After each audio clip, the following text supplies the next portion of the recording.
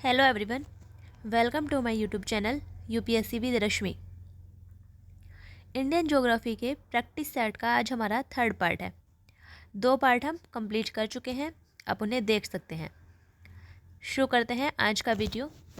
हमारा first question है, भारतीय उपमहाद्वीप मूलतः एक विशाल भूखंड का भाग था जिसे कहते हैं। ऑप्शन है ए जुरेसिक भूखंड, बी आर्यवर्त, सी इंडियाना और डी गोंडवाना लैंड। इसका सही आंसर है option number D Gondwana land. जो हमारा भारतीय उपमहाद्वीप है वो गोंडवाना लैंड का हिस्सा था। और इस गोंडवाना लैंड में कौन कौन से पार्ट आते थे? गोंडवाना लैंड के अंतर्गत आते थे भारतीय उपमहाद्वीप, ऑस्ट्रेलिया, अफ्रीका, दक्षिण अमेरिका और अंटार्कटिका। ये गोंडवाना लैंड के हिस्सा थे। ये सभी महाद्वीप मतलब ये सभी भूभाग एक साथ जुड़े हुए थे।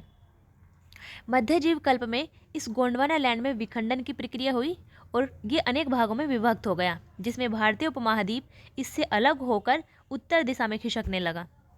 तो हमारा जो भारतीय उपमहाद्वीप है वो गोंडवाना लैंड का हिस्सा था। अब ये गोंडवाना लैंड क्या है इसे भी देख लेते हैं। ऐसा माना जाता था कि जब हमारी पृथ्वी की उत्पत्ति हुई थी, पृथ्वी की उत्पत्ति के समय वर्तमान के जो सभी महाद्वीप हैं वो एक ही महाद्वीप के रूप में एक जगह एकत्रित थे, यानी एक जगह संगठित थे, जिसे नाम दिया गया था पैंजिया। और उसके चारों तरफ एक बृहद महासागर था जिसे नाम दिया गया था पैंथालासा। जब वो पैंजिया 2 भागों में टूटा तो उत्तर वाले भाग को नाम दिया गया उसका अंगारा लैंड और दक्षिण वाले भाग को नाम दिया गया था गोंडवाना लैंड। मान लीजिए कि पैंजिया था उस समय, ऐसा नहीं था, टेढ़ा मेढ़ा था। ऊपर वाले भाग को नाम दिया गया अंगारा लैंड और दक्षिण वाले भाग को नाम दिया गया गोंडवाना लैंड। तो हमारा जो भारतीय उपमहाद्वीप था वो इसी गोंडवाना लैंड का हिस्सा था। नेक्स्ट क्वेश्चन है, निम्न में से कौन सा कथन असत्य है? ऑप्शन है ए भौमिकीय दृष्टि से भारतीय क्षेत्र भारत का सबसे प्राचीन भाग है। तो ये कथन बिल्कुल सही है, यानी भूगर्भिक दृष्टि से जो हमारा प्रायद्वीपीय भारत है वो सबसे प्राचीन भाग है। प्रायद्वीपीय भारत को पृथ्वी का ही एक भाग माना जाता है। ऑप्शन बी है हिमालय विश्व में सबसे नवीन वलित पर्वतों को प्रदर्शित करते हैं। ये भी ऑप्शन बिल्कुल ठीक है, क्योंकि जो हिमालय पर्वत है वो एक नवीन मोड़दार पर्वत है, यानी फोल्डेड माउंटेन है। यह ऑप्शन बिल्कुल सही है। ऑप्शन सी है भारत के पश्चिमी समुद्र तट का निर्माण नदियों की जमाव क्रिया के द्वारा हुआ है। तो ये ऑप्शन हमारा गलत है, इसलिए इसका सही आंसर होगा ऑप्शन नंबर सी, क्योंकि गलत ही पूछा गया है। भारत के पश्चिमी तट का निर्माण वो नदियों की जमाव की क्रिया के द्वारा नहीं हुआ है, जब बल्कि भारत के जो पश्चिमी तट है उसका निर्माण भूमि के उत्थान और उसके निर्गमन के कारण हुआ है। तो ये ऑप्शन हमारा गलत है। ऑप्शन नंबर डी है भारत में गोंडवाना शिलाओं में कोयले का बृहत्तम भंडार है। ये ऑप्शन भी हमारा सही है, क्योंकि भारत में जो कोयला पाया जाता है उसमें लगभग 98% कोयला गोंडवाना शैल से ही पाया जाता है। तो भारत में गोंडवाना शैलों में ही कोयले का सबसे विशाल भंडार है, इसलिए ये ऑप्शन भी सही है। इसमें 3 ऑप्शन सही हैं और 1 ऑप्शन गलत है। अब बात करते हैं नेक्स्ट क्वेश्चन पर। निम्नलिखित वक्तव्य पर विचार कीजिए और सही उत्तर का चयन कीजिए। नेक्स्ट क्वेश्चन है ये कथन और कारण का क्वेश्चन है। हमें इसमें बताना है कि कथन और कारण क्या दोनों सही हैं और इसमें से कारण कथन की व्याख्या कर रहा है या नहीं। कथन है हमारा हिमालय से निकलने वाली सभी नदियाँ सतत वाहिनी हैं। तो ये कथन हमारा बिल्कुल सही है। जो हिमालय से नदियाँ निकलती हैं वो सतत वाहिनी है, मतलब उनमें वर्ष भर पानी रहता है। कारण है हिमालय अपनी वर्षा का अधिकांश दक्षिणी पश्चिम मानसून से प्राप्त करता है। ये कारण भी हमारा सही है, मतलब ये ऑप्शन भी हमारा सही है। जो हिमालय वो अपनी वर्षा का जो अधिकांश भाग प्राप्त करता है वो दक्षिण पश्चिम मानसून से ही प्राप्त करता है। लेकिन जो कारण है वो कथन की व्याख्या नहीं कर रहा है, इसलिए इसका ऑप्शन है, इसका सही आंसर है ऑप्शन नंबर बी। क्यों नहीं कर रहा है? हिमालय अपनी वर्षा का अधिकांश भाग दक्षिण पश्चिम मानसून से प्राप्त करता है, ये बात बिल्कुल सही है। और हिमालय से निकलने वाली नदियाँ सतत वाहिनी है, ये भी सही है। लेकिन हिमालय से निकलने वाली नदियाँ सतत वाहिनी इसलिए हैं क्योंकि जो उनकी उत्पत्ति का स्रोत है, जो नदियों का उद्गम स्रोत है वो हिमानियों में होता है, इसलिए वो सतत वाहिनी नदियाँ हैं। इसलिए इसका कारण कथन की व्याख्या नहीं कर रहा है। जैसे गंगा नदी है हिमालय से निकलती है, वो गंगोत्री हिमानी से निकलती है, जिसे हम कहते हैं गोमुख। यमुना नदी है यमुनोत्री हिमानी से निकलती है, तो जो हिमालय से निकलने वाली नदियाँ हैं उनका जो उद्गम स्रोत है वो हिमानी ही है, तो इसलिए वो सतत वाहिनी नदियाँ हैं, इसलिए उनमें वर्ष भर पानी रहता है। नेक्स्ट क्वेश्चन, कुमाऊं हिमालय निम्नलिखित में से किन नदियों के बीच स्थित है? ऑप्शन है ए सिंधु और सतलज, बी काली और तिस्ता, सी सतलज और काली, डी तिस्ता और ब्रह्मपुत्र। इसका सही आंसर है ऑप्शन नंबर सी, सतलज और काली। जो कुमाऊं हिमालय है वो सतलज और काली नदी का जो बीच का क्षेत्र होता है उसे कहते हैं कुमाऊं हिमालय या गढ़वाल हिमालय। अब ऑप्शन और देख लेते हैं। सिंधु और सतलज, जो सिंधु और सतलज नदी हैं इनके बीच का जो क्षेत्र होता है, इन नदियों के बीच के क्षेत्र को कहा जाता है पंजाब हिमालय। जो काली और तिस्ता हैं, काली और तिस्ता नदी के बीच के क्षेत्र को कहा जाता है नेपाल हिमालय, और तिस्ता और ब्रह्मपुत्र नदियों के बीच के क्षेत्र को कहा जाता है असम हिमालय। तो इसका सही आंसर है option number C. Next question, निम्नलिखित राज्यों में से कौन सा पटकाई पहाड़ियों से संलग्न नहीं है? ऑप्शन है ए नागालैंड, बी त्रिपुरा, सी मणिपुर और डी मिजोरम। इसका सही आंसर है ऑप्शन नंबर बी, त्रिपुरा। जो त्रिपुरा राज्य है वो पटकाई पहाड़ियों से लगा हुआ नहीं है, और बाकी के जो राज्य हैं वो पटकाई पहाड़ियों से संलग्न हैं। अब देख लेते हैं कि पटकाई पहाड़ियों से कौन कौन से राज्य लगते हैं, ताकि अगर इसमें से दूसरे ऑप्शन भी आएँ तो कन्फ्यूज़न ना हो। पटकाई पहाड़ियों से लगता है असम, नागालैंड, मणिपुर, मिजोरम और मेघालय। इन 5 राज्यों की जो सीमाएं हैं, मतलब ये 5 राज्य पटकाई पहाड़ियों से लगे हुए हैं, जबकि त्रिपुरा पटकाई पहाड़ियों से नहीं लगता है। नेक्स्ट क्वेश्चन, हिमालय पर्वत श्रेणियां निम्नलिखित में से किस राज्य का हिस्सा नहीं है? ऑप्शन है ए उत्तराखंड, बी उत्तर प्रदेश, सी सिक्किम और डी हिमाचल प्रदेश। यानी हिमालय पर्वत श्रेणियां किस राज्य में नहीं पाई जाती हैं? इसका सही आंसर है option number B, Uttar Pradesh. Uttar Pradesh में हिमालय पर्वत श्रेणियां नहीं पाई जाती हैं, जबकि उत्तराखंड, सिक्किम और हिमाचल प्रदेश इन सभी राज्यों में हिमालय पर्वत श्रेणी पाई जाती है। तो इसका सही आंसर है option number B. Next question, निम्नलिखित में से सबसे प्राचीन पर्वत श्रृंखला कौन सी है? ऑप्शन है ए हिमालय, बी अरावली, सी विंध्य और डी सतपुड़ा। इसका सही आंसर है option number B, Aravalli.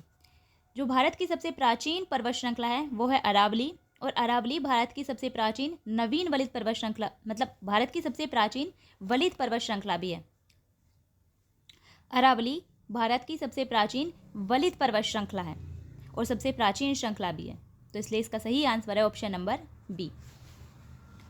Next question, भारतीय प्रायद्वीप की सबसे ऊंची चोटी कौन सी है?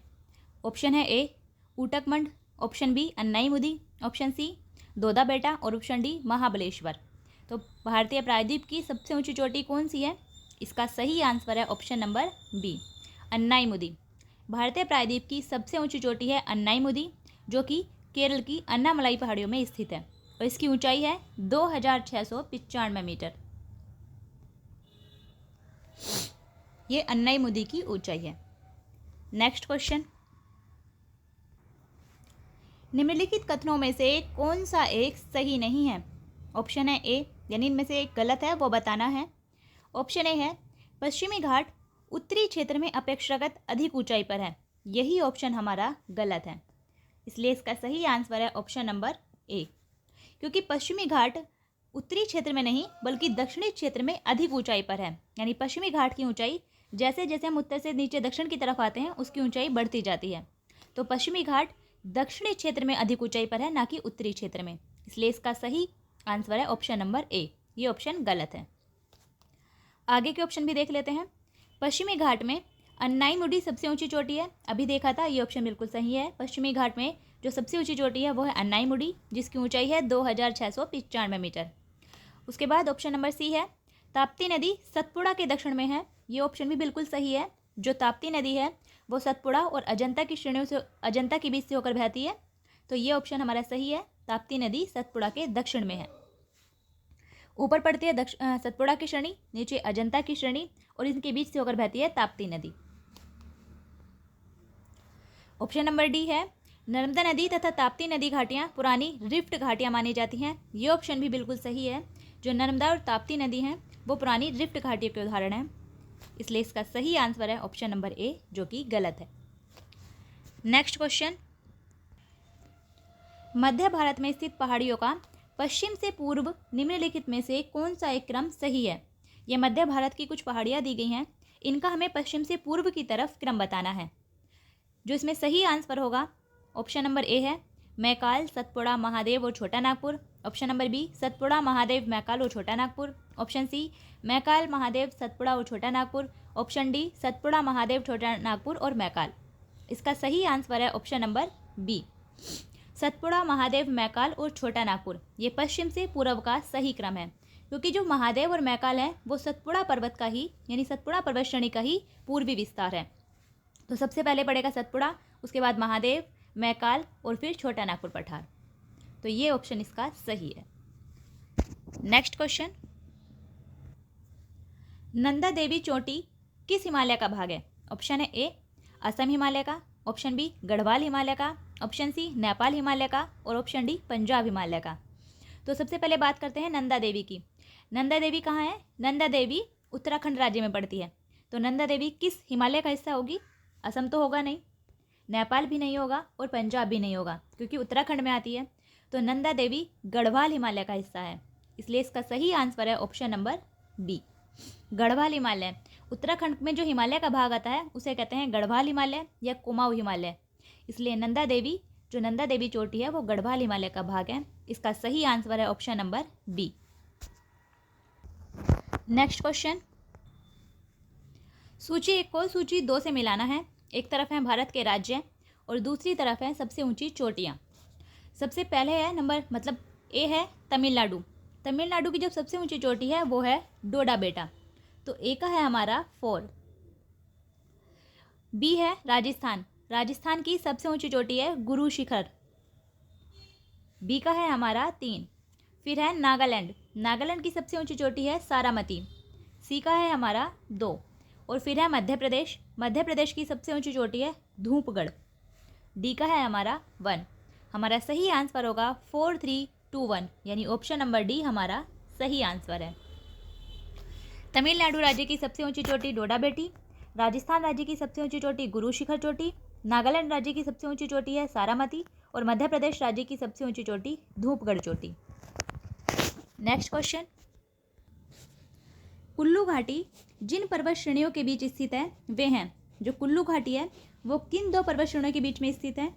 ऑप्शन है ए धौलाधर और पीर पंजाल, ऑप्शन बी रणज्योति और नागटिब्बा, ऑप्शन सी लद्दाख और पीर पंजाल और ऑप्शन डी मध्य हिमालय और शिवालिक।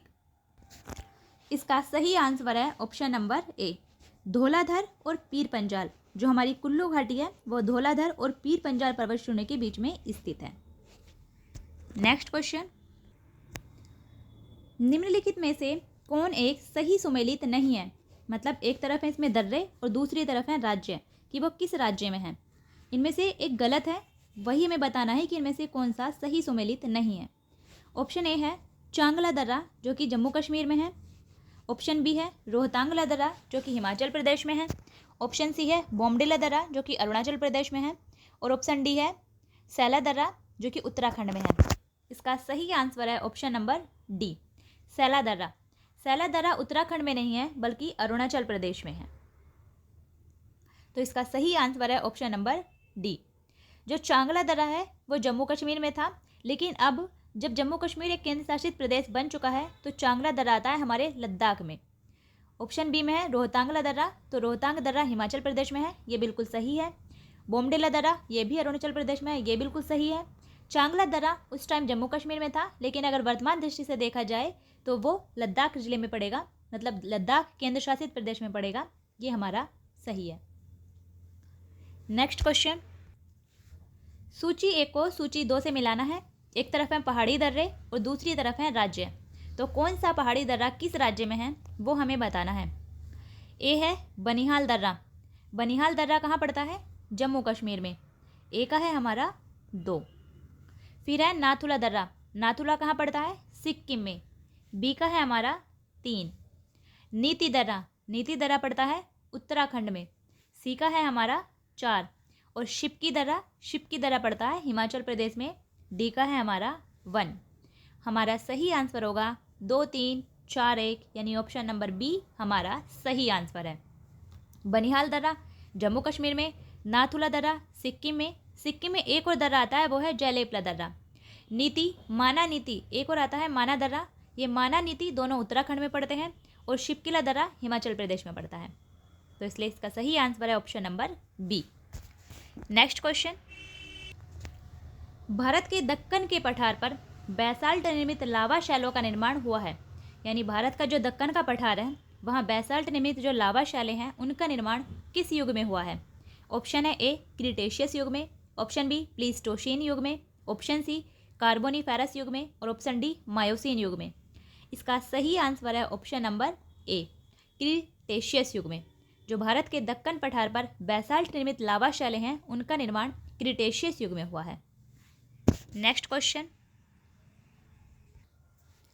निम्नलिखित में से किस तट से भारत का औसत समुद्र तल नापा जाता है? ऑप्शन है ए मुंबई, बी चेन्नई, सी कोचीन और डी विशाखापत्तनम। इसका सही आंसर है ऑप्शन नंबर बी। भारत का जो औसत समुद्र तल है वो नापा जाता है चेन्नई के समुद्र तल से, यानी चेन्नई से मापा जाता है। इसलिए इसका सही आंसर है option number B. Next question, Bharat के पश्चिमी तटीय मैदान के उत्तरी भाग को जिस अन्य नाम से भी जाना जाता है वह है? ऑप्शन है ए कर्नाटक तट, बी मालाबार तट, सी कोंकण तट और डी कोरोमंडल तट। पूछ रहा है कि भारत का जो पश्चिमी तटीय मैदान है उसके उत्तरी भाग को किस नाम से जाना जाता है? इसका सही आंसर है ऑप्शन नंबर सी कोंकण तट। जो भारत का पश्चिमी तटीय मैदान है उसके उत्तरी भाग को कोंकण तट और दक्षिणी भाग को मालाबार तट के नाम से जाना जाता है। जबकि भारत का जो पूर्वी तटीय मैदान है, ये मान लीजिए भारत दक्षिण भारत हमारा, भारत का जो ये पश्चिमी तटीय मैदान है इसके उत्तरी भाग को कहा जाता है कोंकण तट और नीचे के दक्षिणी भाग को कहा जाता है मालाबार तट। जबकि जो पूर्वी तटीय मैदान है इसके उत्तरी भाग को कहा जाता है उत्तरी सरकार तट और दक्षिणी भाग को कहा जाता है कोरोमंडल तट। इसलिए इसका सही आंसर है option number C. Next question, Andaman और निकोबार द्वीप समूह का सर्वोच्च शिखर है पल्याण शिखर यानी सैडल पीक। सबसे पहले तो एक क्वेश्चन यही है कि अंडमान निकोबार द्वीप समूह का सर्वोच्च शिखर कौन सा है? वो है सैडल पीक यानी पल्याण शिखर। ये कहाँ स्थित है? ऑप्शन है ए वृहत निकोबार में, बी मध्य अंडमान में, सी लघु अंडमान में और डी उत्तरी अंडमान में। इसका सही आंसर है ऑप्शन नंबर डी उत्तरी अंडमान में। जो भारत में अंडमान निकोबार द्वीप समूह है उसका सर्वोच्च शिखर है सैडल पीक यानी पल्याण शिखर, वो उत्तरी अंडमान में स्थित है। इसलिए इसका सही आंसर है option number D. Next question, निम्नलिखित में से कौन भारत में ज्वालामुखी द्वीप है? इनमें से कौन सा भारत का ज्वालामुखी द्वीप है? ऑप्शन है A little Andaman, B little Nicobar, C great Nicobar और डी बैरन द्वीप। इसका सही आंसर है ऑप्शन नंबर डी बैरन द्वीप। भारत में जो ज्वालामुखी द्वीप है, एकमात्र सक्रिय ज्वालामुखी द्वीप है, वो है बैरन द्वीप। नेक्स्ट क्वेश्चन, गुजरात की राजधानी कौन सी है? ये बहुत सिंपल क्वेश्चन है। ऑप्शन है ए गोधरा, बी बड़ौदा, सी गांधीनगर और डी अहमदाबाद। तो गुजरात की राजधानी है गांधीनगर। इसका सही आंसर है option number C. Next question, Bharat का लगभग 30% क्षेत्र 3 राज्यों में समाहित है। ये 3 राज्य हैं, यानी भारत का लगभग 30% क्षेत्र 3 राज्यों में ही आ जाता है। वो 3 राज्य कौन कौन से हैं? ऑप्शन है ए राजस्थान, उत्तर प्रदेश और आंध्र प्रदेश, ऑप्शन बी मध्य प्रदेश, आंध्र प्रदेश और गुजरात, ऑप्शन सी राजस्थान, मध्य प्रदेश और महाराष्ट्र, ऑप्शन डी महाराष्ट्र, आंध्र प्रदेश और उत्तर प्रदेश। इसका सही आंसर है ऑप्शन नंबर सी राजस्थान, मध्य प्रदेश और महाराष्ट्र। ये क्षेत्रफल की दृष्टि से भारत के 3 सबसे बड़े राज्य हैं, जो कि भारत का लगभग 30% क्षेत्र घेरे हुए हैं। यानी भारत का 30% क्षेत्र इन्हीं राज्यों में समाहित है। ये भारत के क्षेत्रफल की दृष्टि से 3 सबसे बड़े राज्य हैं। इसलिए इसका सही आंसर है option number C. Next question, निम्नलिखित में से कौन भारत में ज्वालामुखी द्वीप है? तो भारत में कौन सा ज्वालामुखी द्वीप है? फिर से वही क्वेश्चन आ गया। ऑप्शन है A little Andaman, B little Nicobar, C great Nicobar और डी बैरन द्वीप। अभी देखा था। इसका सही आंसर है ऑप्शन नंबर डी बैरन द्वीप। नेक्स्ट क्वेश्चन, भारत के दक्कन के पठार पर बैसाल्ट निर्मित लावा शैलों का निर्माण हुआ है? फिर से सेम क्वेश्चन है। इसका सही आंसर है ऑप्शन नंबर ए, क्रिटेशियस युग में। तो ये थे हमारे आज के क्वेश्चंस। आज का वीडियो इतना ही। आज हम इतने ही क्वेश्चन डिस्कस करेंगे। फिर मिलते हैं नेक्स्ट वीडियो में। तब तक के लिए आप रिवाइज़ करिए। अगर आपने पहले 2 पार्ट नहीं देखे हैं उन्हें देखिए, अच्छे से पढ़िए। नेक्स्ट वीडियो में मिलेंगे। Best of luck.